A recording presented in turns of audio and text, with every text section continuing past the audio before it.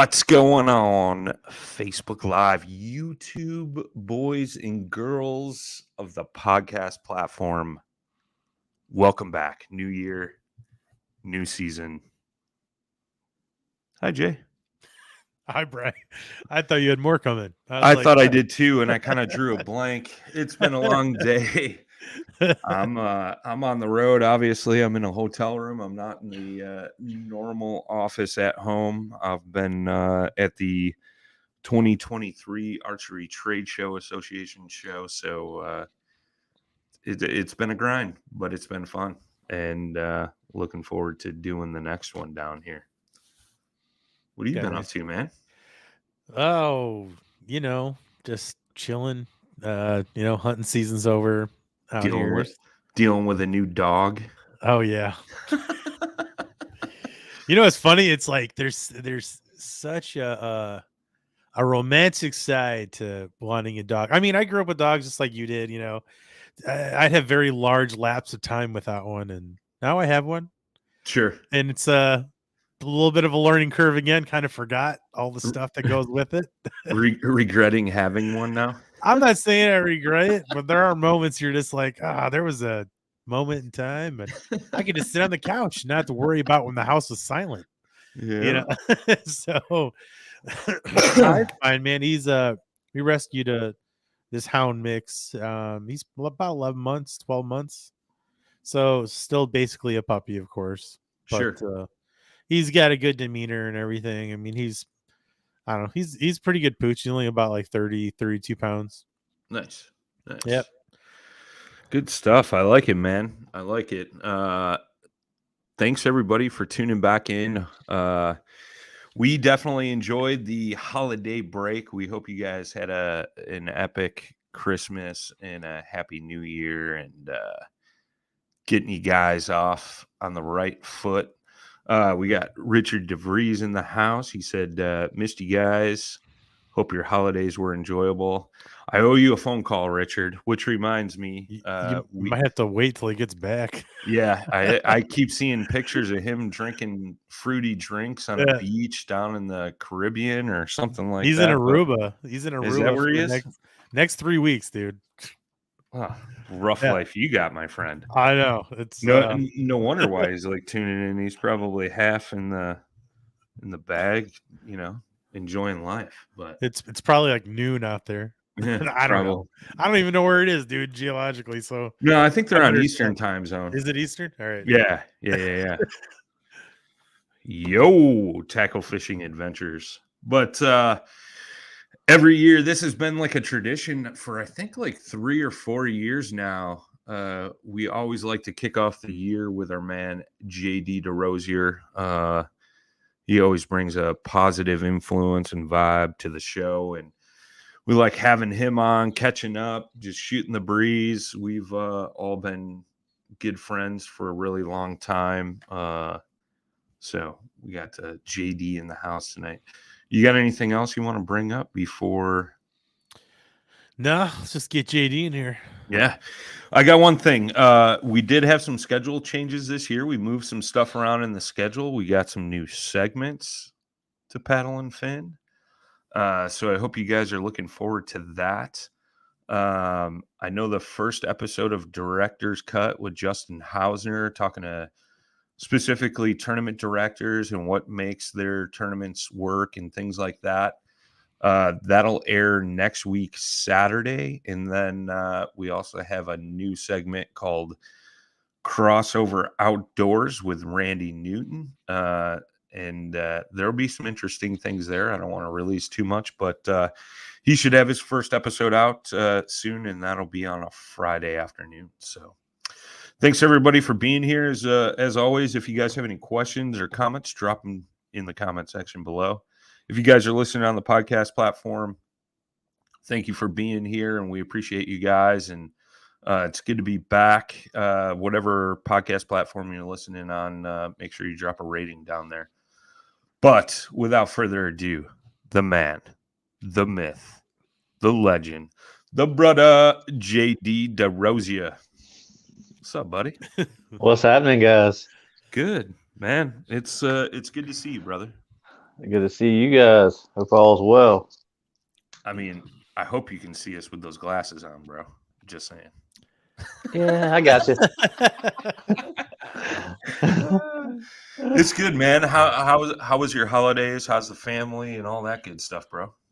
Everybody's good, man. Thanks for asking. We spent 4 days down in Atlanta with our entire family, which was fantastic. It was good to see everybody again. That's awesome. And yeah, we just kind of chilled out for New Year's, me and the wife. Just enjoyed each other's time and got outside a little bit. I hope you guys had a fantastic holiday also.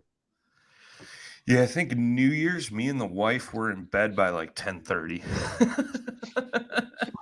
We're like, hey, like my little brother's like, what are you guys doing tonight? You guys coming out? You going out? What are you gonna do? And we're like, we're going to bed, bro. Like, we're old people now. Yeah.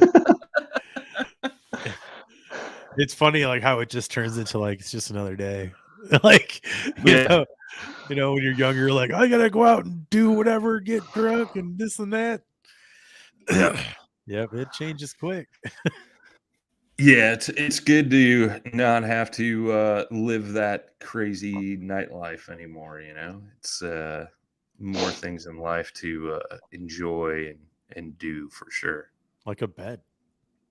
Yeah, like a bed is right.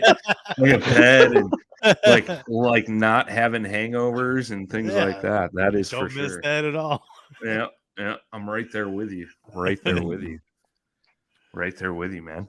Well, what's new, man? We were just talking before we started, and I'm sure a lot of folks know you're a big fly fisherman, and you were tying up some patterns on the vise there. You kind of skipped fly tying night to sit down and talk with us two jokers. So why don't you tell the good folks at home what you're tying up, man?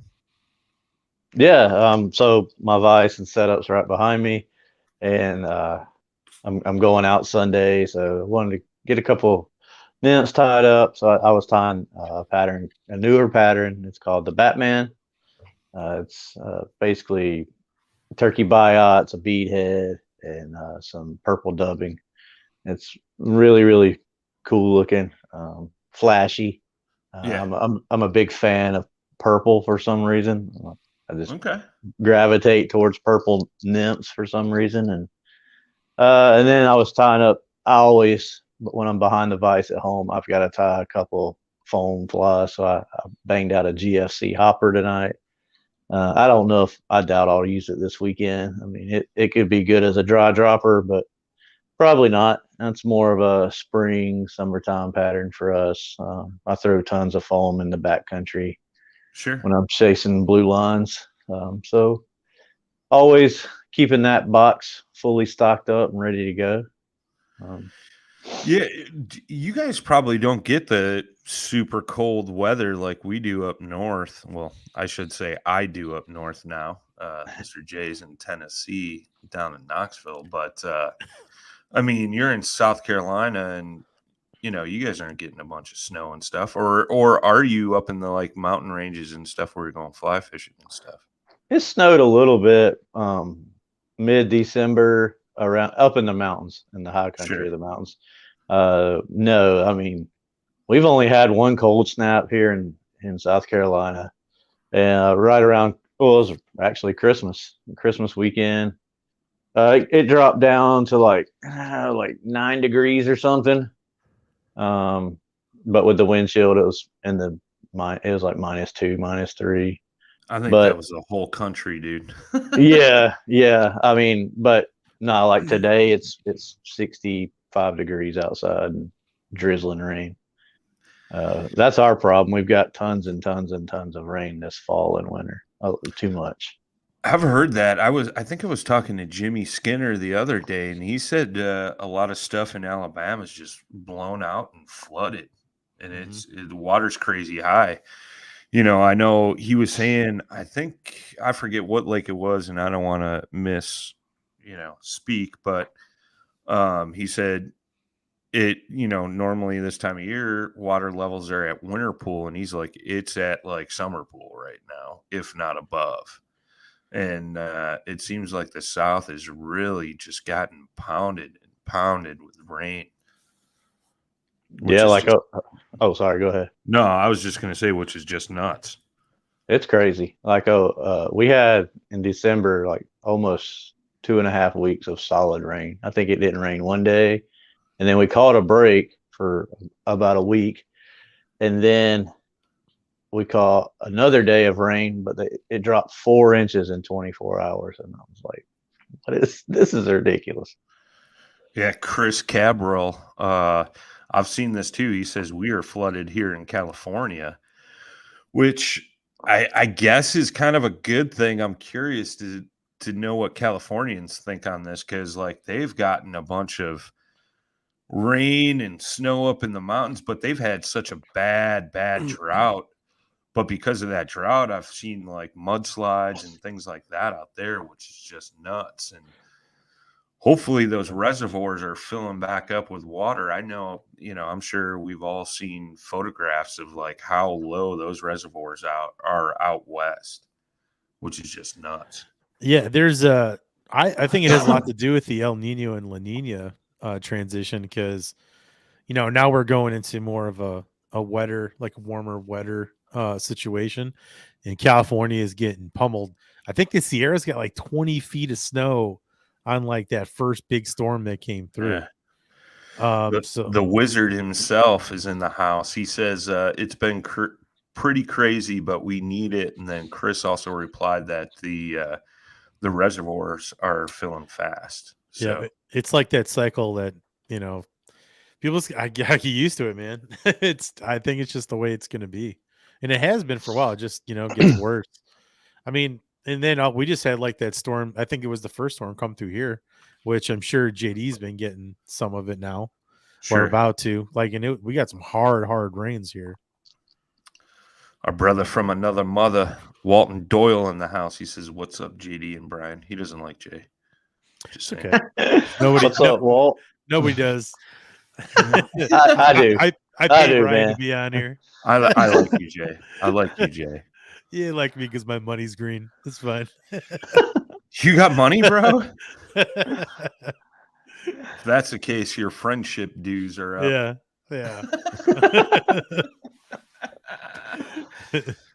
No, the weather has been crazy this winter, man. Like even I'm in Indianapolis right now, and at the trade show, people were talking 2 years ago. There was a crazy snowstorm that blew through, and I know last winter coming down here for the fishing show, I got stuck in some nasty weather where I was like, it was to the point where I was going to just pull off the side of the road. But it's been raining here the past 2 days. Like this morning when I got up and grabbed some coffee and went downstairs, there was like lightning. And I'm like, what month is it? Like, this is nuts. But, I'm from further north and I'm used to snow this time of year.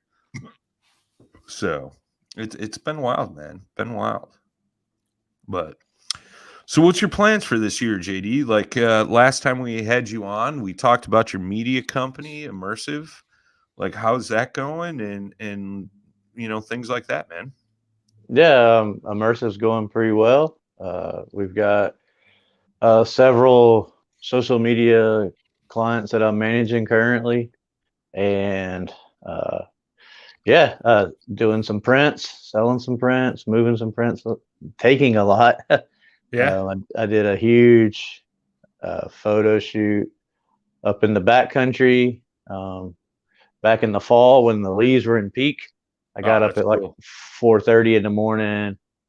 I was up there way too early for the sunrise, but it was cool because I got to play around and start practicing some astrophotography. And once the sun come up, it lit up the entire forest, which was amazing because this year we had tons of oranges and we rarely get a huge amount of yellow leaves, but this year we had plenty of yellow leaves and it was really pretty. I just actually about an hour before the show threw one of the images up. It's got tons of oranges and it's looking over the entire Pisgah forest range. But yeah, I mean, other than that, fishing wise, obviously continue pushing myself. fly fishing and fly tying. Fly tying wise, really want to learn how to do more like spinning of deer hair and just because it's just a more complex process. It Uh, is. It really is. yeah, it's super hard, and I've got a really good friend, Don Bishop, that's really, really good tyer. He's good at it. So we're supposed to get together, and I'm gonna start learning the basics of doing that. And then chasing trout, I'll be doing that hardcore. I'm gonna be concentrating a lot in the summer on wading and chasing smallmouth on the Okay. fly. And then another thing I really want to concentrate on, and I was actually talking to Bending and Branches earlier about this week, was helping bridge that gap between kayaking and fly fishing.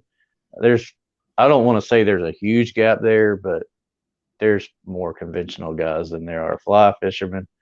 But I just want to do more off the kayak. I enjoy being on it. Right now, I have an inflatable NRS Star Rival, and it's great. It's open platform. It's light and nimble. But I mean, I'm not gonna lie. I do miss the plastic boats. Sure. I just they have a very good purpose, and there's a lot of good ones out there on the market now for fly fishing. So Yeah, yeah, we'll see what happens, man. I dig That's it. kind of it, keep pushing. I'm going to shoot tons and tons of images this year. So that's about it that I can think of off the top of my head. I dig it, man. I dig it. So, what are I mean, can you share the companies you're doing some images for? Like, who all is it, or is that kind of classified information? No, I mean, every company that I'm currently sponsored by, I'm doing images for them. I did back in May a big shoot for Bending Branches. It was really fun because it was I had another customer in front of them, and it was all I had to get it all wrapped up in 3 weeks before I went to Hawaii for 12 days. Oh, And I was geez. like, man, can I really do this and get them processed, like edited and processed and back to them and give them enough time to look at them and get feedback. But it all worked out great. I had actually 2 days to spare. But Blue Dot Outfitters, they're a local company here in Greenville. They make waterproof cooler bags that are collapsible and will get really thin but expand open. They'll attach to your seat back. Nice. They are also developing current products, and I was involved in the development of their kayak cart, which is, I don't want to compare it to anything, but it's very similar. It's similar to the Wilderness Systems kayak cart, but a lot better. It'll hold more weight. It breaks down easier. It's very easy to adjust the bunks in and out. So I did a big photo shoot for those guys. Dotson Fly Fishing, I'm managing their social media, which is our local fly fishing shop. And Nice. you had an image up there a minute ago. That's the massage company that they're called On Point Massage here in Greer. I was just scrolling through photos, and then that popped up, and I was like, JD, I think you accidentally slipped a private photo in there, bro. Like, what's going on here, homie? Nah, I've got a really good relationship with them, and it's been fun working with them. It's, a total different route than what I mostly dabble in, but it's challenged me, and it's been fun, and it's kind of an open format. I can kind of do what I want to do, and we've got some new images and videos coming for those guys soon. That's cool, And man. yeah, man, it's fun. And I will always shoot nature images. That's just who I am. It's interesting because I'm dabbling in some stuff outside of my realm currently, and I think we talked about it before we went on break. But I took a new job at the end of November, and I'm working in the hunting or archery and fishing realm of things. But our company actually got started in the RC world making parts for remote control airplanes. So like I'm working in the hobby world too, and like getting images and things like that and promoting on social media. And it's kind of put me out of my realm because I've been just and even on the archery side, right? Like I've dabbled a little bit in that because I'm back in bow hunting and have been for a couple of years, but I've always had my focus on fishing. So it's like it's kind of cool because it's opened that creative mindset for me back again instead of like, you know, the typical things you would think about for fishing shots and you know, content, so to speak, which it's cool, man. I've really been enjoying it. And but being put outside of your element of what you're normal or what you're used to is good. And I think it's good for your creative aspect too. I mean, you got any thoughts on that? No, I agree with everything you said. I think it pushes you your boundaries, and it can really fire you up. You know, I mean, like you said it. I mean, you're gonna have a total different outlook on capturing photo images going forward or content. Sure. And I think that's super cool. It's being diverse. It's being, you know, like water. You're fluid. You're capable of doing multiple things in multiple arenas. Yeah.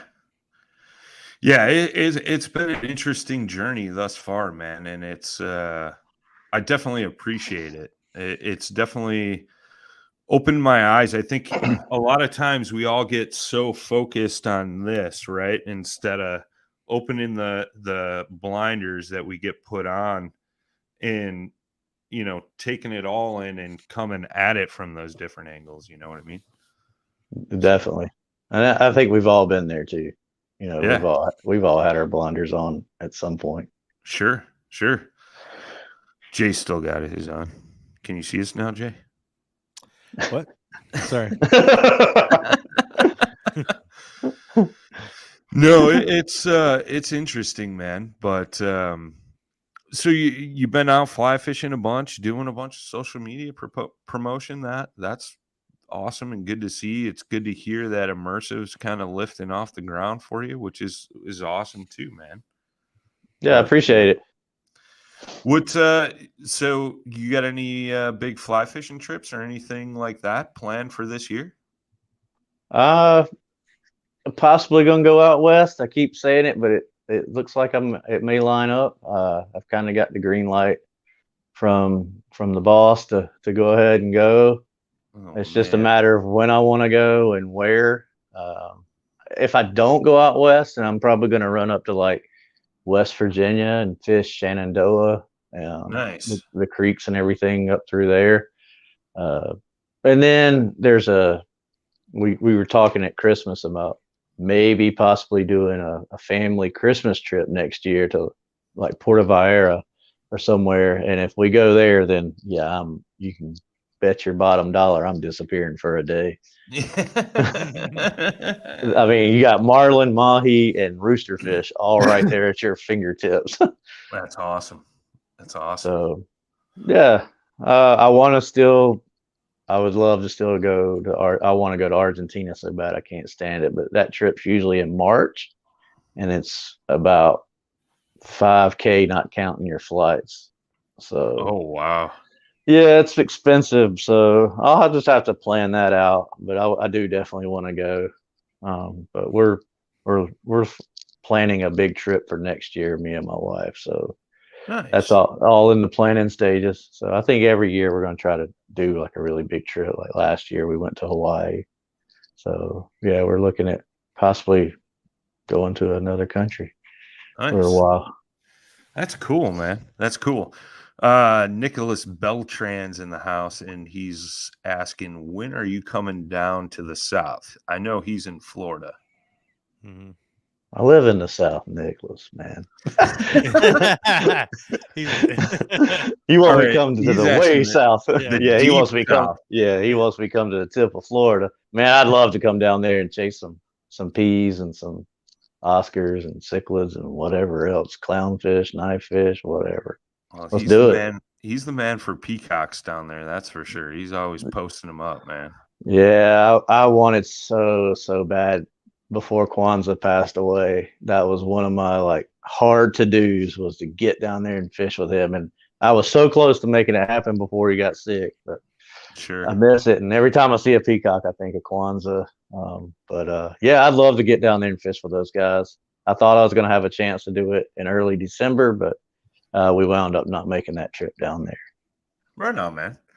Now that you're doing like some of the work for some of these brands, will you be at ICAST this year? I don't know. Maybe. It's being discussed a little bit. We'll see. Maybe I wouldn't be opposed to going. I'd love to see all the boats and if you go, I will take you to the finest Chipotle restaurant in all of Orlando, Florida. dude, I ate at Chipotle last night and thought of both of y'all. I just ate a burrito before we started, and I was thinking about it. That's hilarious. That's right. Yeah, you can party with JD and take you to the finest restaurant in his town, which is Chipotle. Hey, it was close by. Yeah, man. It was good too. I'm not gonna say it wasn't. Nah, man. I dug every bite of that steak bowl. I'm just saying. There's a new place in my hometown, which is Greer, and they've redone and been redoing the downtown scene for like 10 years, and they built a food hall, and they've taken like a 1930s building, put 2.8 million into the building, and created this food hall, and it has like a cafe, bistro, coffee shop. It's got empanada shack, which is empanadas and Puerto Rican food.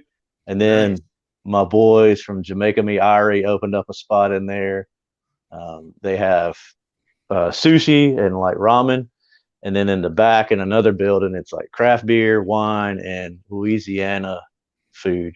And all of it is superb. So, yeah, it's always good to. It's got Jamaica now, Jamaican food, 6 minutes from my house. Man, sounds like a place where I'd go and hang out for a few days and get really fat. I like it. They know me by name. We need to make this happen. Make this happen. That's super cool, man. Super cool. It's always cool to see cities and townships revamping those old buildings and putting a modern twist on it. You know what I mean? I love the hell out of that stuff. Yeah, I think the architecture is so cool. And then, like you said, they completely gut it and put their spin on it. Yeah, I like that whole modern industrial look. I've always been a huge fan of that for probably the past 10 years or so. Mm-hmm. It's just it's super cool to see that stuff. Not only that, but keeping those old relics around, instead of knocking them down and putting up some stupid building. We got Doug King in the house. He said, JD, good evening, brother. What's up, man? How you doing? But no, it's good stuff, man. I wish I could make it out west this year. I got a wedding to attend in May, and I won't be able to make any trips out west. Yeah, we'll have to try to get together one day soon. Either this guy I know is getting married. I'm just saying, some dude I know. I don't even know. Like, I just know that we're supposed to be going fishing. I got like this meeting to do the day before. I don't know. This meeting to do. I mean, all I know is that there's going to be boats. It's going to be, some beers. We're going to have some fun. That's a 20-minute meeting.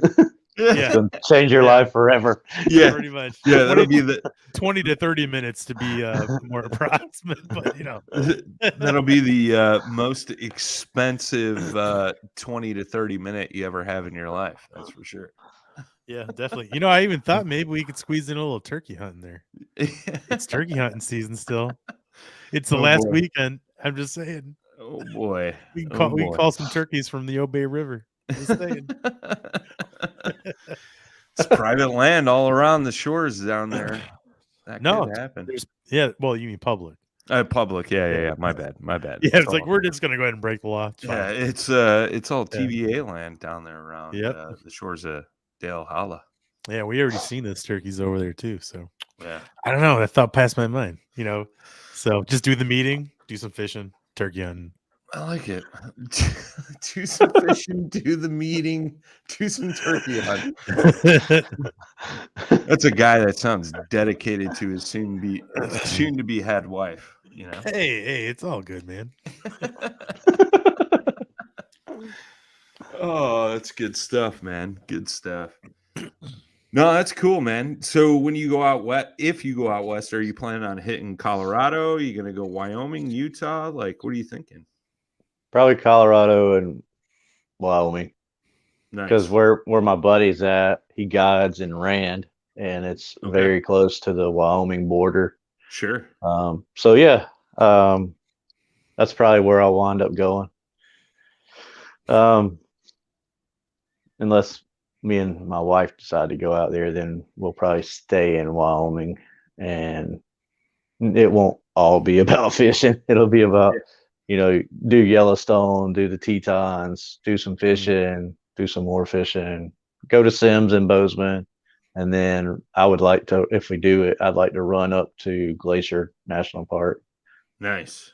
That'd be cool. Richard's in the house. He said Jay's date change from March to May was all about the fishing, I'm sure. I would put my money on it. I mean, my life is logistics, so it just seemed logistical. I was like, "Are you sure? It's gonna be warmer." Oh, it's good stuff. Oh, it's too good. Too good. Too good. No, it's cool, man. That whole Wyoming Colorado border, like you said, there's so many awesome things to see and do in that area for sure. The Tetons, I've never gone to the Tetons, and that's a bucket list thing for me for sure. Absolutely. I figured, like, if I'm that close, I've got to get over there. Yeah. Even if it's just for a day. But yeah, we'll see, man. Because like, if I go out there and stay with my buddy or buddies, they'll be guiding and working in the fly shop, and they'll probably have like 2 days off while I'm there. So Sure. I'll probably be, venturing out some on my own, just listen to them. If you do, I got some spots I can send you, kind of on the Colorado River, and some spots down on the Blue River as well. Nice. Absolutely. I'll let you know if I get out there, and we'll see if it happens. I will say, if you can make it to the Blue over to the parts in Colorado, there is some I wouldn't say more fish. The amount of fish in both areas is pretty good, but the quality is going to be much bigger down on that section of the Blue. And I think we might have talked about that before. The rainbows down there, man, they're just phenomenal. Nice. That's there awesome. was like a little short film I saw. I might have told you about this too. I think it's called Cold Blue Nights or something. And some dude shot it down there, and they would go and fish the Blue at night, in the middle of winter, and just catch some of the biggest rainbows you've ever seen in a small stream. That's amazing. I'm talking like 8+ pounders, like just nuts. But they would do it in the dead of winter. They'd ski all day and then go out and fly fish at night. Wow, like that's crazy. Crazy dudes, But yeah, I'll have to send that to you, because it's pretty cool to see, and the cinematography in it is pretty cool. And it's, that area there, it kind of flows through downtown Silverthorne. So, and they have like not necessarily like an outdoor mall, but it's kind of got that feel to it, where it's a bunch of like outdoor little shops. There's a really cool fly shop right there too, just off the river. And I fished with a guide out there one time, and I think it's Cutthroat Anglers or something like that. And that's probably one of the biggest, most impressive fly shops I've ever been in. Like, it's just trays and trays and trays full of flies in as far as the eye can see, and it's pretty cool. Dig it. Sounds like a good place to go broke. Yeah. JD's I'm, like, yeah, forget the Tetons, Wyoming, all that's it. We're going straight to the Yeah. Blue River. yeah, go ahead. Sorry. I was just going to say the quality of the brown trout in there as well is just as good. I like the Browns. I like them all. I'm not gonna say I don't. That's what we may go chase wild rainbows this weekend. Nice. Yeah. Did you ever get your tiger trout? Man, I'm still chasing that thing. See, because I want a wild tiger. I don't want a stock tiger. I don't want one out of a hatchery. I want one wild, and it's probably gonna take forever. It's fine. I'll probably catch a cutthroat or a cutbow before I do that thing, but that's cool. It gives me something to chase. Yeah, man. Keeps you going, right? That's absolutely. You're talking trade shows and stuff. The Atlanta Fly Fishing Show or Expo is coming up the first weekend of February. If any of the listeners are in the area, definitely swing by. It's going to be a huge show. They've kicked it back up to 3 days.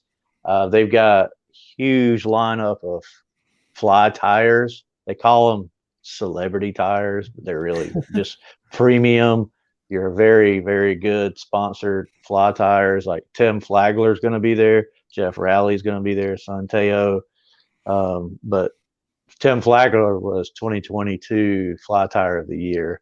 And nice. You can walk right up to their vices and watch them tie, and they'll give you pointers. Plus, they put on clinics. They're going to do the International Fly Fishing Film Festival Friday night. And the icing on the cake is Douglas is going to have a huge booth. Heck yeah, man. Heck yeah. So we'll be there. I've been talking to Kevin about, what day you want me, man. Saturday? Yeah. Good. Nice. Yeah, it's fun. You going to do any other shows like in your area? Yeah, if they pop up, man, I'm all about it. That's my thing. When like in kayaking, that was one of the things that I always would talk to the boat companies that I was paddling for. Like, hey, I love doing trade shows. I love interacting with the public and learning from them learning from me and just swapping stories. So yeah, that's the one thing like I miss about being on a team is that. That's probably that and some of the camaraderie. Yeah, I loved going. Like that year I was at ICAST with Bonafide was fantastic. When I was on the new team, I was like slated to go with those guys. Sure. But yeah, it would be fun to get back hard into that. I'll give you a couple of my trade shows if you want to go work them. I just took a call the other day and I got asked to go to Red Crest in the Bassmaster Classic in March, I think it is. And I mean, I always work the Schaumburg, Chicago fishing show, as most people like to call it. I'll be back down here in February one weekend at the Indiana Boat Travel and Sports Show. And I'll probably have a seminar or two, I believe, that I'm doing at Indiana. And then I got 2 seminars, and I'll be at the show in Madison. Nice. And then is there one more in there? I forget. I don't know, dude. It's crazy. The Classic's super fun. Like I worked the Classic with Bonafide twice, and it was a good time. Yeah. The one in Knoxville and the one in Greenville. Well, they're bringing it back to Knoxville this year, and I heard Knoxville was really good, and then some Yankee moved down that way and might have screwed that up. There's a lot of Yankees down here. You have to be more specific. I mean, I think his name starts with J and ends in Randall. Sounds awesome. No, I'm really hoping that all works out and I make it there. And I've always heard it's really, really good when it's in Knoxville, man. And the guys that I've known like you that have participated in that show say it's one of the best. It's fun, man, because the river's right behind the center, the convention center. Yeah. Well, yeah, you have to let me know, man. I'll come up there. That convention center's huge, right? Yeah. Yeah. Interesting. Well, I think the Bassmaster Classic's in South Carolina this year, isn't it? Is it? It was last year. I mean Red Crest. There you go. The MLF, I think it is. I'll have to look that up, but yeah, no, it's cool. Richard says Yankees that come down and stay are damn Yankees. Yeah. I know my one neighbor, he calls me Yankee all the time. But that's not going to go away. It's not going to go away. It's fine. It is what it is. I mean, it'd be different if you were like 12 when you moved down there. True. And all you got to do is say a couple numbers, couple words, and people will be like, where are you from? It's funny how that question comes up more than not. Red Crest will be in North Carolina on Lake Norman, just outside of Charlotte. Yeah. Yeah. So there you go. That'll be cool. You might go to that, Brian? Yeah. Yeah, let me know. That's only like an hour and 15 minutes up the road from me. Hopefully they got a Chipotle there. Brian's going to be down. I might have to make some efforts to come hook up with all you guys. Make some efforts? Yes, make some effort instead of staying at the house. Richard says, if they marry a local girl, goddamn Yankees. Yeah. Oh, that's good stuff. That's if he lives to the wedding, but go ahead. Yeah. No, it'll be it'll be interesting, man. It's crazy show season for me, but it's good to hear that they're doing some bigger fly shows down in your area, man. I mean, there's some beautiful trout country down in your area, man. Yes. I mean, Western North Carolina's always in like the top 5 of the country, so plenty of water. Even still, I think fly fishing has had this like stigma, and I'm sure we talked about this on another show too, like had this stigma of like being a rich man's like kind of form of fishing, which that isn't necessarily the case any further. And you're seeing a lot of guys get into it and chasing some species other than trout. Like I know a lot of guys are big on carp fly fishing for pike, muskie, bass, all that stuff, man. It's good to see that. Yeah, I agree. There's a section. What's up, Dino?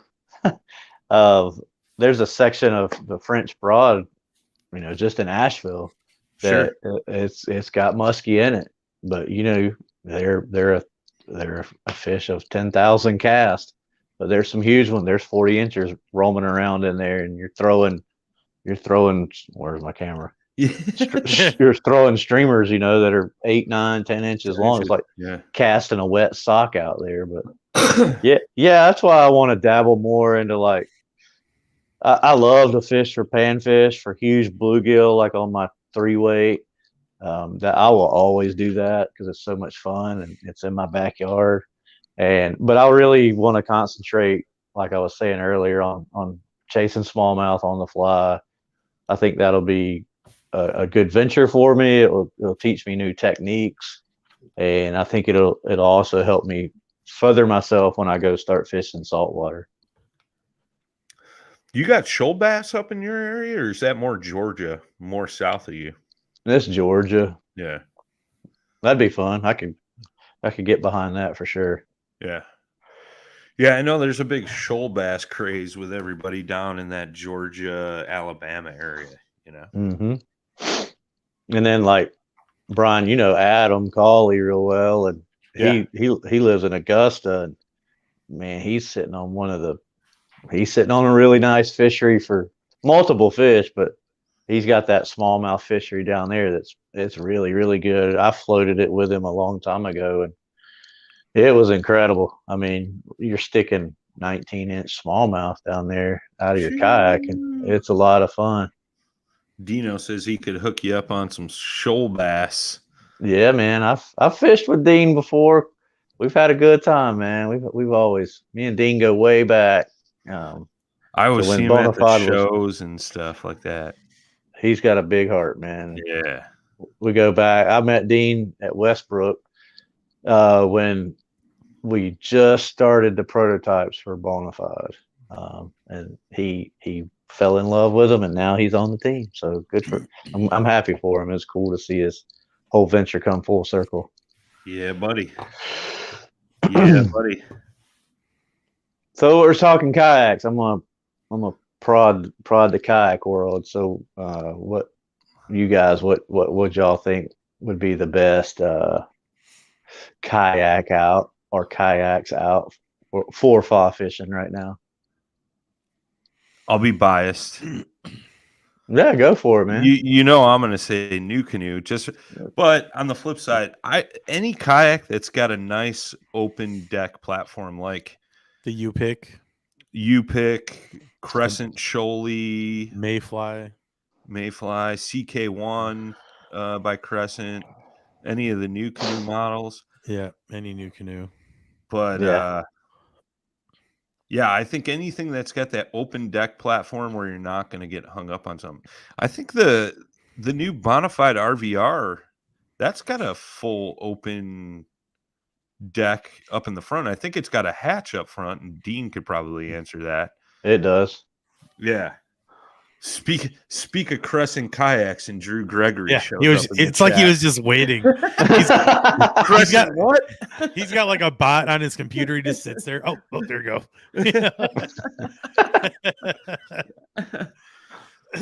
go. Dean says it's still got a dry pod, but I mean, you're seeing a lot of the kayaks going back to that open deck space. The minimization, highly modular or modular, and like a lot of tracks, right? Because everybody's different, and with fly fishing, you obviously don't want anything on that deck. Right. Mm-mm. Right. That's why I was thinking, like, in my mind, I always think of new canoe. Sure. But I like the new Kusa. I like that. Oh yeah. I didn't think about that. How they did the horizontal rod internal storage, and it's designed also to do fly rods. Sure. So I thought that was kind of cool. But yeah, I agree with you. I mean, the inflatables are super good because there's nothing in front of you. Like I'm like Jay said, I don't want anything out there. Right. I don't want rod holders or nothing. Yeah. I mean, like now I don't even carry a black pack with me. I'm carrying, because I have all these waterproof backpacks like from Fish Pond. I just attach that to my straps and roll with it. Nice. Try to be like, I think for me, my kayaking has gone ultra minimalist. Sure. Well, you've always kind of been that way, it seems like. Yeah. But yeah, I think, when it comes to fly fishing, man, anything that's got nothing that your fly line could get caught up on, because you're casting and stripping line, So the least intrusions that deck has, the better off you're going to be at the end of the day. Yep. Yeah. I mean, ultimately, too, the idea is to empty the line like into the cockpit and be able to get it out, and not have to go with like the line pouch on the side and shoveling line in there. Yeah. Although that is an option, but it's really whatever you can put up with, I suppose. Yeah, I remember being at a fishing show one year, and I forget what year it was, and a guy was saying, and I again forget what kind of kayak it was, but it kind of had some kind of pod, like a dry pod or storage area, or maybe it was even a pedal drive up front. And dude put a piece of like Yak Attack gear track on top of whatever it was, whether it was a pod or a drive or something. And then he had a 5-gallon bucket that he would have in the back tank well. And then when he would get to his spot, he had retro mounted this 5-gallon bucket, and he was stripping into that. But we all know how that goes. Like, then it's getting caught in the handle of the bucket, or on the edges, or you're getting it half in, half out. So, I mean, you know how it is, man. The kayak guys have always been DIY through and through, and they'll always figure out some like cool, ingenious way to like do things, even if it wasn't, a clean open deck or something like that. But yeah, I mean, if it had foot pedals in it, I think you could take your 2 gear tracks and not kind of like a tackle web, that meshy, but do that on a large scale. Sure. And attach it down, and then you have like a place to strip your line into. Yeah. It's big and open, and you don't have to worry about it getting hung on a pod or your foot braces. Sorry. Interesting. Dude, we are blessed with royalty tonight. Fletch Griffin in the house. What's up? What's up, Fletch? But I totally get where you're coming from, man. I mean, perfect example, Westbrook Supply, like custom rigging up of kayaks, like look at what him and Mike are doing down there. They can do anything. Yeah. And I mean, that's just it. I mean, even if you didn't go that open deck route, not saying that you're not going to, because I'm sure you'd be like, why do I want to mess with this, right? But for the simple fishing that you're doing, but I mean, then there's endless possibilities there. Yeah, people are still doing it with, I guess your busier cockpit type situations, pedals even, so it's really whatever you can put up with, I suppose. Sure. I mean, everybody's different for sure. Yeah, no doubt, man. Well, we're winding down here, boys. JD, we appreciate you taking the time out and taking a little time away from that fly tying vice to sit down and shoot the breeze and catch up and help kick off our season as usual, man. We always appreciate you and your time, brother. Oh man, I just want to thank both of y'all. Every time I'm on here, I'm very thankful, very blessed, and I look forward to it because I know we're gonna laugh and cut up with each other, and I feel honored to be on here again for the first time for the first show. Yeah, no, for sure, brother. we wouldn't have it any other way. But hey, man, real quick, plug Immersive, where people can go follow it, get some of your prints and your images and stuff like that. Yeah, Immersive LLC's on Instagram. I don't know if I'm going to put it on Facebook or not. And then the website's actually finished. I worked with a guy out in Oklahoma to design the site, but I've got 2 little things to do before I throw it out there to the world. But yeah, check us out on Instagram. If you see something you like, send me a DM, or if you have any questions about fly fishing or fly tying or kayaking, hit me up. You can get me on the gram. Like it. Mr. Randall, final thoughts, sir. It's good talking to you again, JD. Absolutely, Jay. Good to see you, buddy. I promise we are going to hook up this year for sure. Yeah, man. Now that everything's kind of settled down. Yeah, I knew you had to get your feet under you, and we'll make it happen in the spring, man. Like I said, we're like 2 hours or 2.5 hours from each other. It's not. Yeah. That's not far at all. Now I'm really jealous. You're 2.5 hours away from the finest Chipotle restaurant in all of South Carolina. This is true. This is true. It's like it's a pinky up situation. Pinky up. That's great. I love it. Thanks everybody for tuning in for the first one of the year. We appreciate you guys as always. We're here every Thursday night, typically 7 Central, 8 Eastern, 5 o'clock out on the West Coast. But because I'm in trade show mode, we did it a little hour earlier so I could go out and partake in some activities tonight. You mean go to sleep? Yeah, exactly. Got another long day tomorrow. Go But, to bed. Yeah. my brain tells me yes, but my gut Yeah. tells me no. Yeah. But we appreciate you guys as always. Thanks for tuning in. Hope you guys enjoy the new schedule, some of the new shows here on Paddle and Fin this year. And always, boys and girls, tight lines, smooth paddling. Peace. Thanks for tuning in to another killer episode here on Paddle and Fin. Be sure to drop a 5-star rating, a thumbs up, or smash that subscribe button on any platform you're listening in on. Be sure to check us out on Waypoint TV, waypointtv.com. Make sure you sign up for the Fantasy Kayak Fishing League at paddleandfin.com/fantasy. You can support this show through Patreon, patreon.com/paddleandfin. Don't forget to check out the website, paddleandfin.com. Catch us on YouTube. If you got a question, comment, or want to see a future guest on the show, be sure to email us at paddleandfin@gmail.com. Shout out to our show supporters, Yak Gadget. You can check out all the fine kayak accessories at yakgadget.com. Pelican Professional. For all your cases, coolers, and lighting needs, go to pelican.com.